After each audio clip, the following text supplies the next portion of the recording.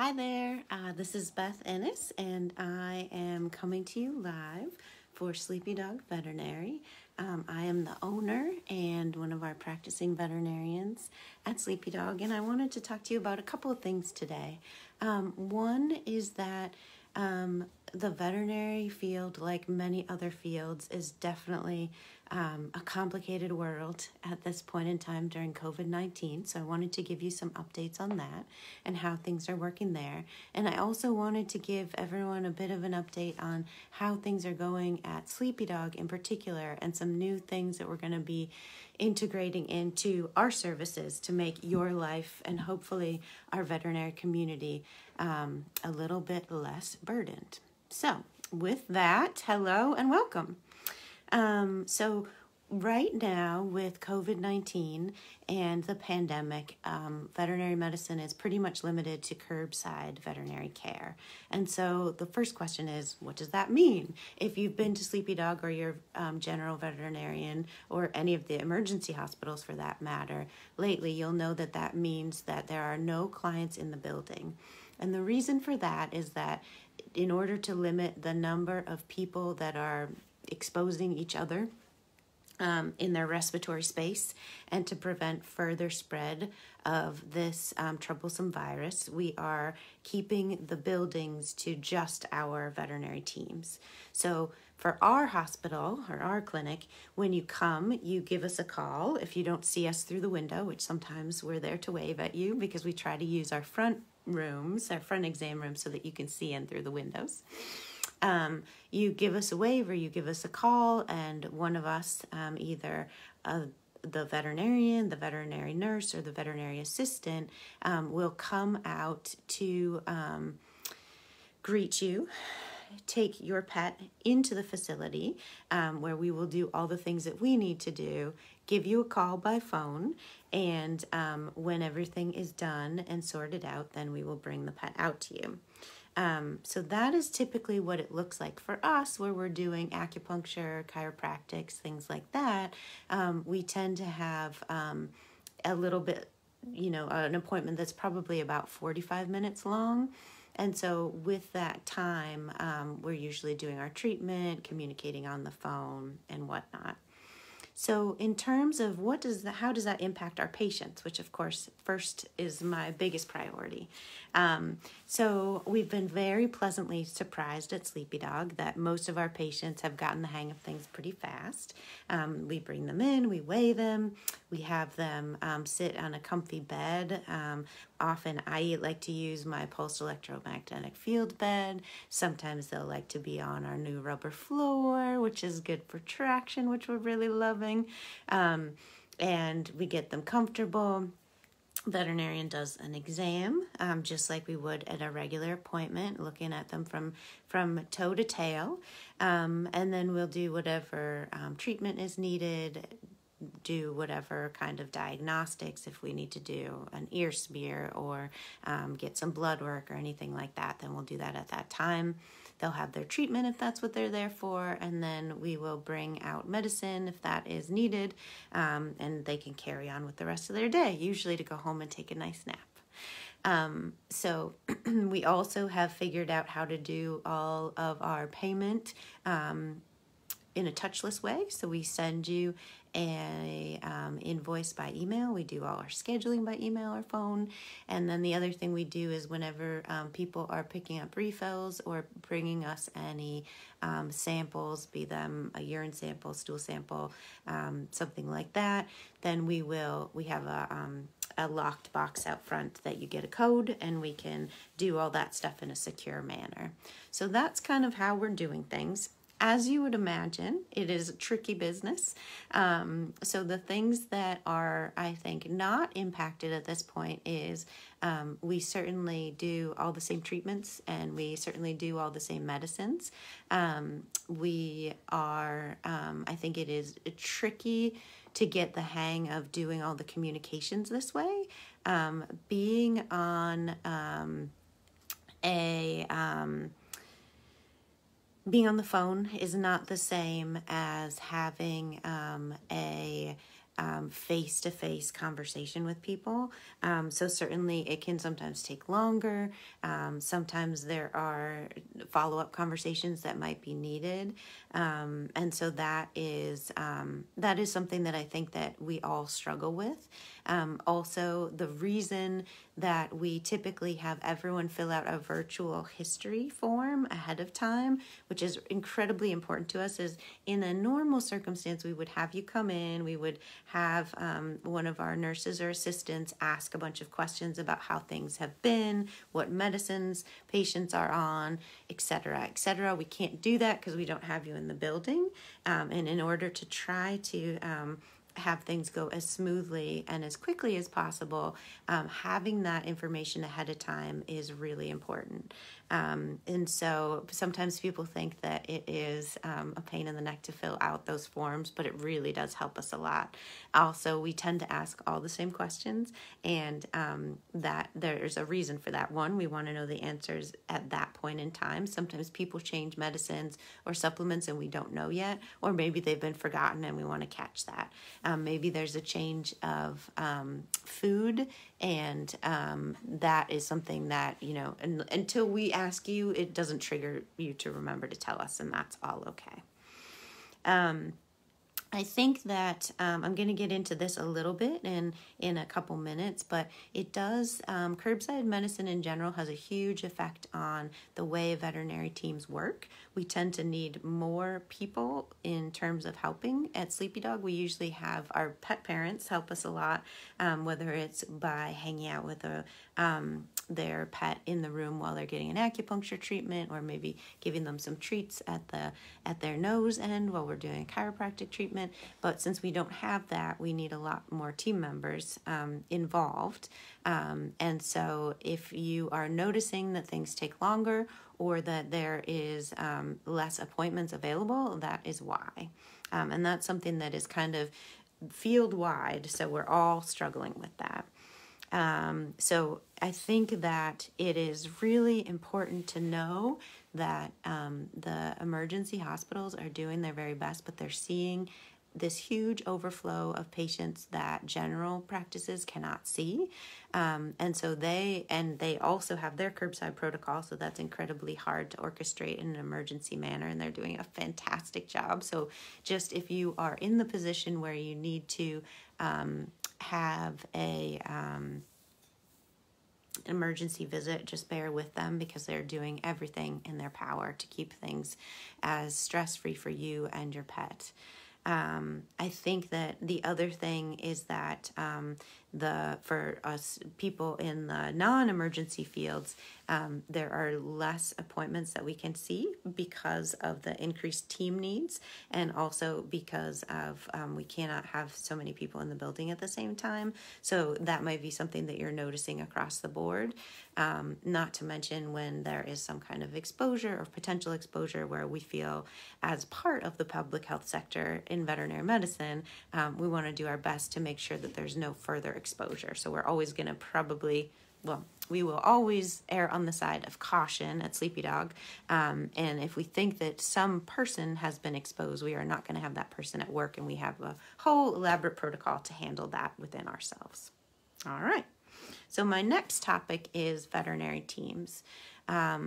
Jen, I see you have a question about food and grain-free, and I would love to answer that at another point. I would say, if you don't mind emailing me at dreamteam at sleepydog.vet, I will answer your question by that way. Perfect. Okay, so veterinary teams. This is a topic near and dear to my heart because it is one of my favorite things about working in veterinary medicine, but also in terms of having my own practice.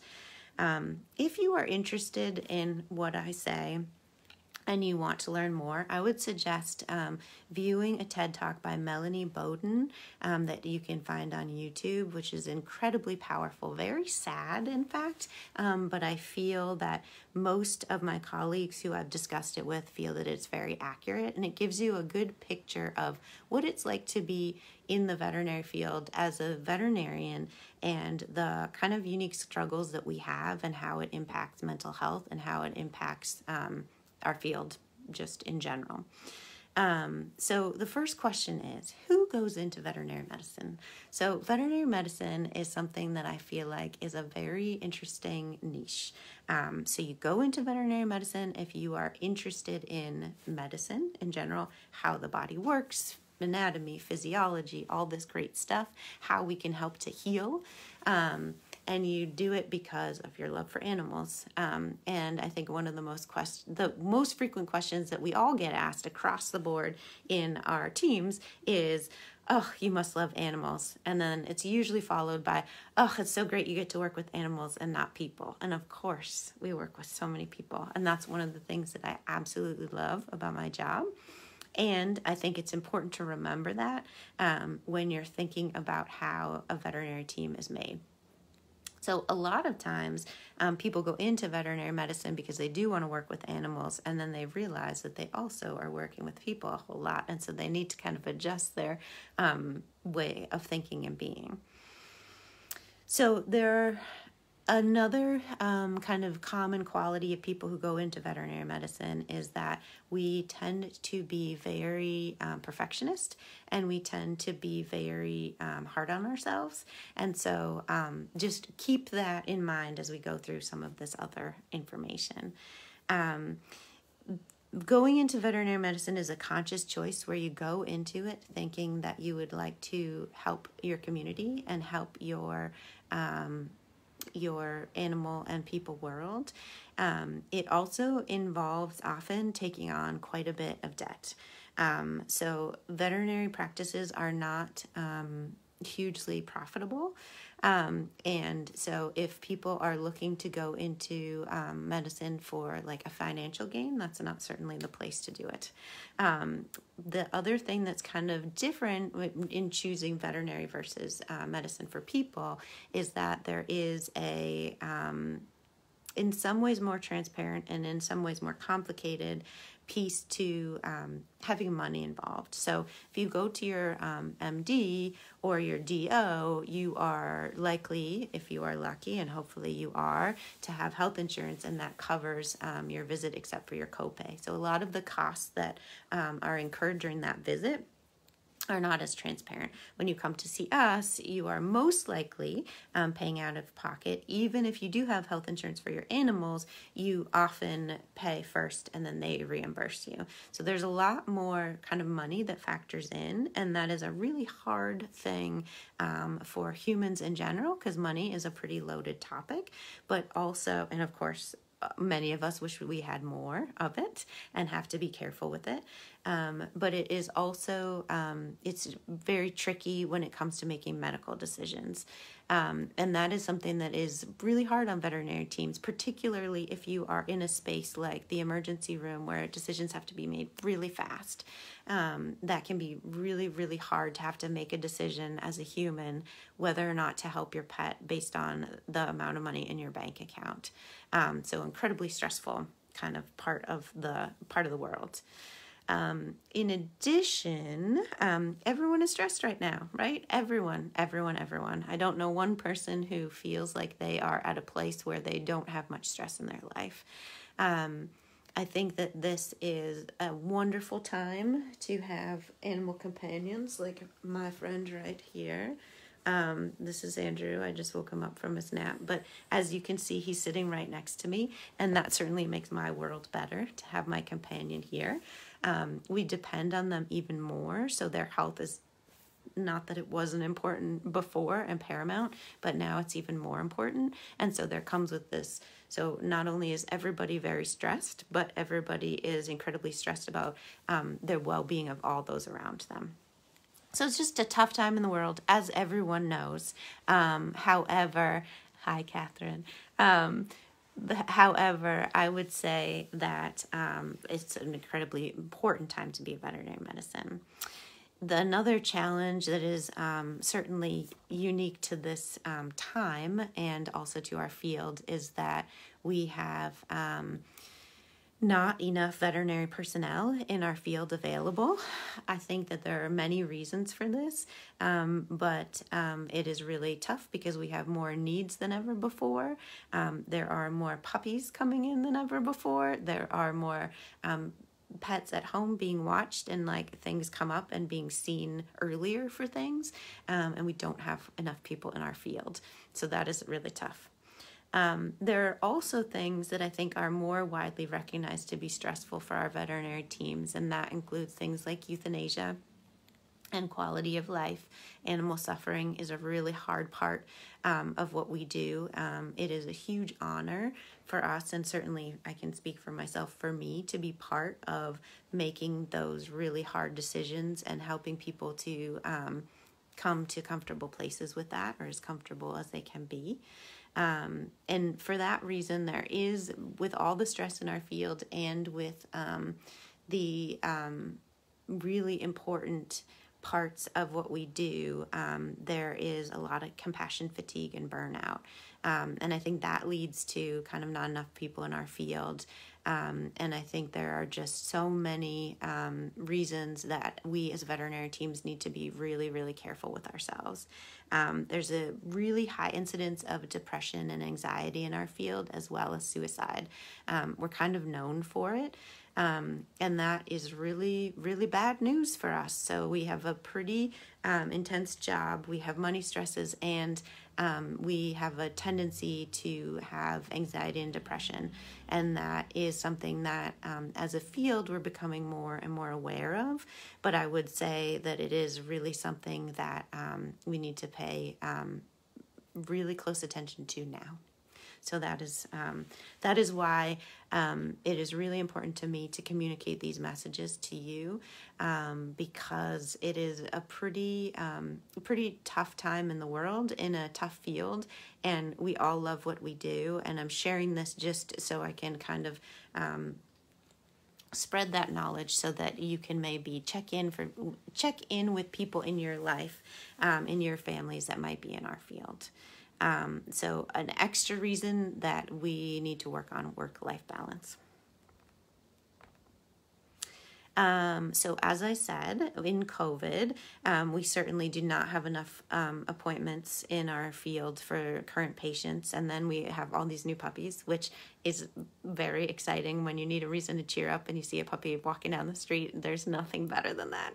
And as I said, the emergency rooms are kind of overrun with what they have to do and what they need to do. And so it is definitely a tough time in our field. And so it got me thinking about what can I do as part of Sleepy Dog to help with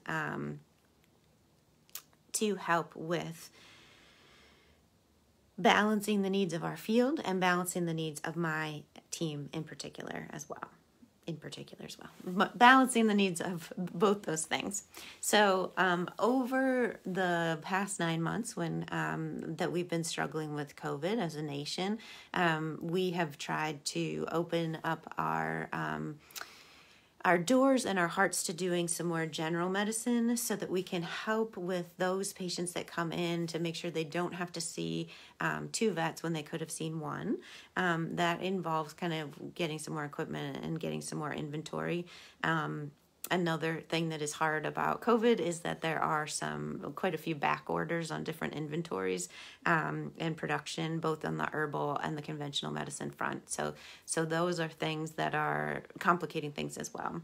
So we have slowly been, it may seem slow to the outside world, but fast to us, I would say, incorporating some more general medicine into what we do. So general medicine things being like ear infections and eye infections, regular lab work. We already do quite a bit of cancer and pain management, but with that, we're trying to help where we can in terms of refilling medicines that we didn't have on the shelves before, but that now we're trying to have, and some of the monitoring parameters for things as they come up. We're also starting to do some vaccines as needed. We've always done a lot of vaccine titers, and we're doing more of that as well. But in order to serve some of the puppies out there, and to help with some of the vaccine wait times, we're trying to do that. We're never going to be a super vaccine-oriented kind of group, but certainly vaccines are important, and they need to be given in at the right times in the right way. So I'm happy to help with that. We do have x-rays, and we do have the capability to do lab work. It used to be that we would use those for our special procedures only, but now if we're having someone who's having a tough time in their abdomen or having something that would ordinarily go to a specialist or their general medical provider, but they cannot get in, we can do those things as well. Of course, we will continue to provide all of our alternative preventative care, chronic disease management, all of our palliative and hospice care, and our end-of-life and euthanasia care. And of course, all our acupuncture, our chiropractic, our herbs and nutrition, our Reiki and massage, physical rehabilitation, or PT as we call it, and our grief counseling is all still available.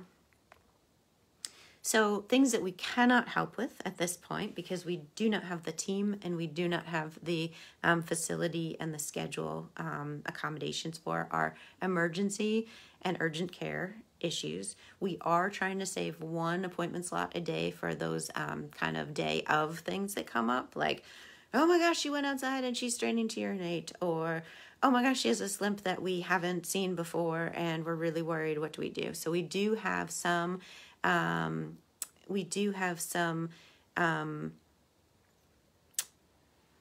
same day slots, with the caveat that we've only got one slot a day, so it is not as much as we would like to have in the future. We cannot do any surgery. We're still not set up for that. Same goes for dentistry, though that is something that is percolating in my mind for something that potentially we could help with if the needs are still there in the near future.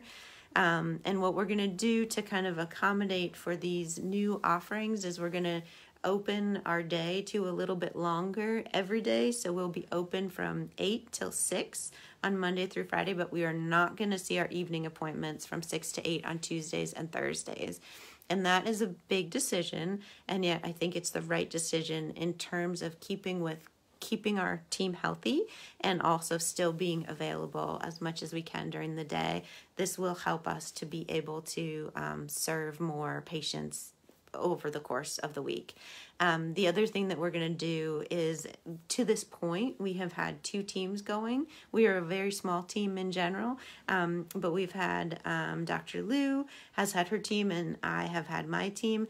And because of the being short-handed for this time, we are going to merge those teams to make things a little bit easier. What that may end up doing is, while if someone has an exposure to COVID and needs to be isolated, or may the goddesses forbid, someone tests positive, then our team will have to be isolated for an amount of time. But I think that in general, we're going to be better set up to do more comprehensive care. The other thing that I would like to mention, and you hear this everywhere, both in conventional and people medicine and veterinary medicine, is as our numbers start to go up, if you are a patient of ours and you feel nervous about going out into the world and coming to the clinic, please feel free to reach out to us. We are always happy to switch to a telemedicine appointment, whether that's a phone call or a video chat. That often works really well. We can't do our treatments, of course, but we can often manage things with food and with herbal medicines and conventional medicines until we can get your pet into the clinic. There's also a lot of times just like trying to figure out like, who needs to get where? Is this a situation where I need to see an oncologist, or is this a situation where I need to see a surgeon? Is this a situation where I need to check in with the person who did this dentistry, or is it something that we can talk about and we can deduce over the phone? It's always going to be less than we would like, but in these times where we're trying to stay safe and keep everyone at home as much as they can, I think it's a totally valid option, and that can be with one of our veterinarians or with Nurse Sam, who can often help quite a bit and can be a great resource. So what we're going to call kind of our new our new mode of care is individualized integrative care. And I am a lady who loves words, so it is really important the words that I choose for these things. And to me, what this signifies is that we see our patient in the very middle of what we are, the middle of everything. So the middle of what Sleepy Dog stands for, the middle of why you come to us, the middle of what we do. So if we consider that the patient is at the very center of our care, we're going to consider their personality, their lifestyle, their body, their brain, all in terms of how we're going to care for them. And that can be preventive care. So it could be when your dog is a youngster and you just want to get them a plan for what we're going to do for the next year or two. Talk about their food, talk about when do they need vaccinations, when do they need blood work, do they need any diagnostic intervention or any treatment interventions. We can use that. The same kind of paradigm will apply to our oldsters and those who have chronic disease. So if you have a cat with inflammatory bowel disease, then how are we going to address that? All of their care in one basket, if you will. And so this can be us doing this all, or this can be, as always, in conjunction with your primary care vet, particularly if you have surgical or dental needs. I think that's a great way to do things. But what I'm trying to just make sure I get across is that I am willing to share your pet, but I'm also willing to do what is needed in that moment to keep them the number of visits that they have limited and the number of stressful experiences to the minimum. So in general, I would say we're still going to have a lot of patients that come to us for our chronic disease, kidney failure, liver failure, cancer management, bowel problems, respiratory problems, skin problems, but we're also happy to help with kind of the full gamut of the pain management or arthritis care. We're happy to do any of the monitoring things that need to go into cancer management if people are not able to get into the right places at the right times. And we're also happy to help with preventative care. So all the stuff like heartworm prevention and monitoring blood work and screening stool samples and all that jazz that is really important in terms of keeping our pets healthy. So in summary, our goal at Sleepy Dog Veterinary is to provide more complete care for our clients and our patients, and to therefore serve our veterinary community during these tough times. So in whatever way we can, we are going to try to help our best. And we want you to know that we are there for you, and we will continue to do our best to take care of you, your pets, and our team as well. If you have any questions, please don't hesitate to reach out. Our email address is dreamteam@sleepydog.vet, and we do have a couple. Hi, Dana. We miss you too. We do have a couple of phone numbers now. Our client service team is still often remote, though sometimes more often lately they are in the building. But our general phone number is 781-643-2162. And that number has our remote number listed as well. So if you can't get us there, then it will send you to our remote number. And I hope everyone is hanging in there. I love you all, and I can't wait to see you and all your pets. Okay, thank you. Bye-bye.